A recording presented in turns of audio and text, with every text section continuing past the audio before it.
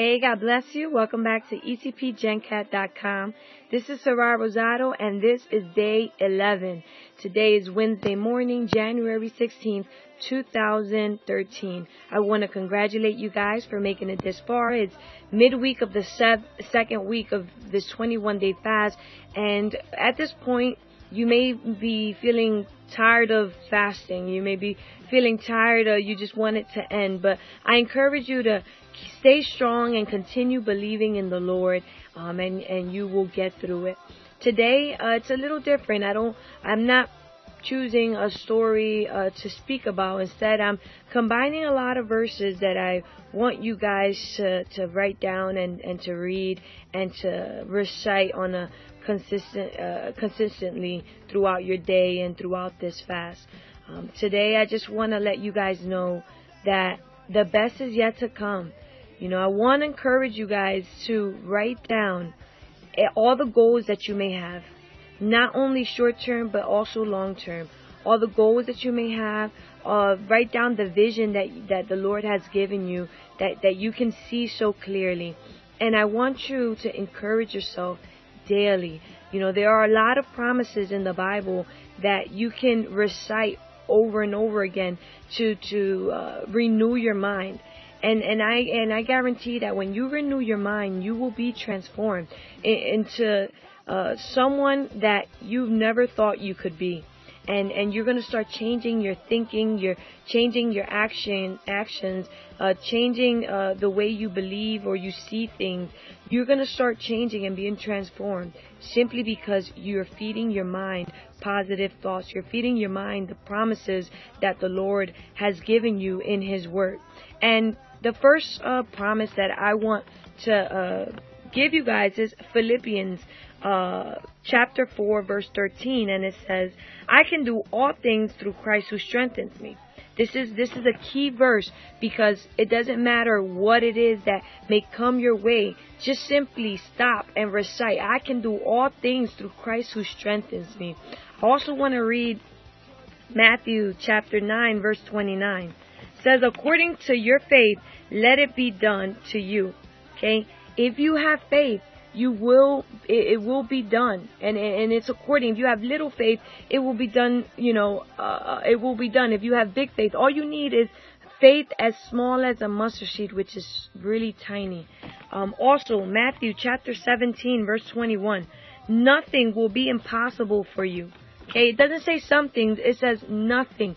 Nothing. There are no limits. 2013, there are no limits for you. And if you begin to believe that there are no limits, what you can reach is limitless. You will reach for the high things and not just the small things. Mark chapter 9 verse 23 says, Jesus says everything is possible for one who believes. Again, how many times is the Lord going to tell you there's nothing impossible? You know, if you were to believe and act as if it were impossible to fail, you would try everything.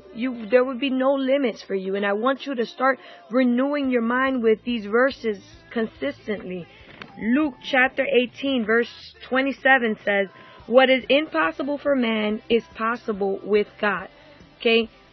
When everyone around you says it's impossible, when everyone around you says you cannot achieve it, just believe in what God has told you. It's impossible with them. It's impossible to be able to achieve your vision with people, or trying to have people in positions trying to give you a hands up. No, it's impossible with them. But let me tell you, it's possible with God.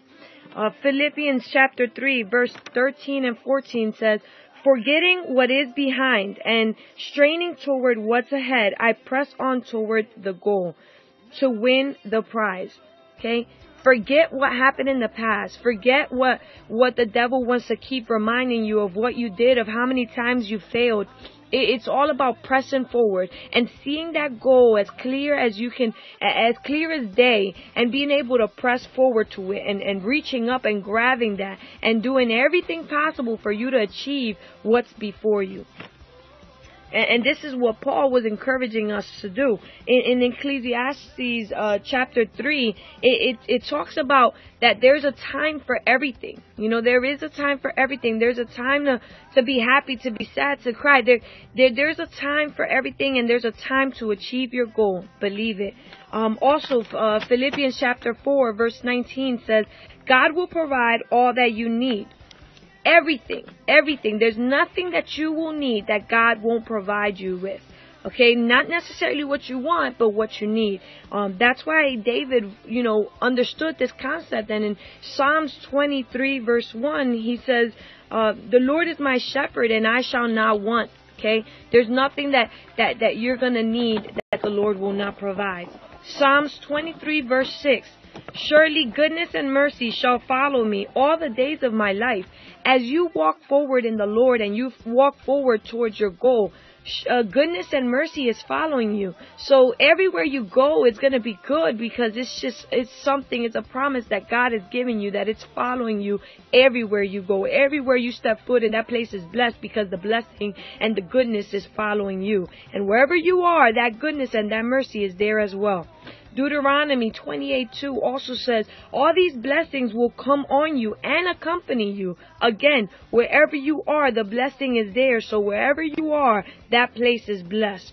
And Joel chapter 3 verse 10 says, let the weak say, I am strong. So if you're feeling weak and you're not, you feel like you're not believing in your goal, I encourage you to say, you know what, I am strong.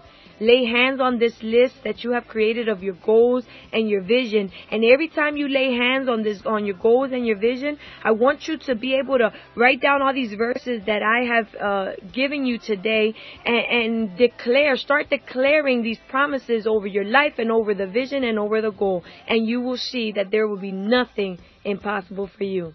I hope this word blesses you. God bless. I love you in the love of Christ. Leave a comment.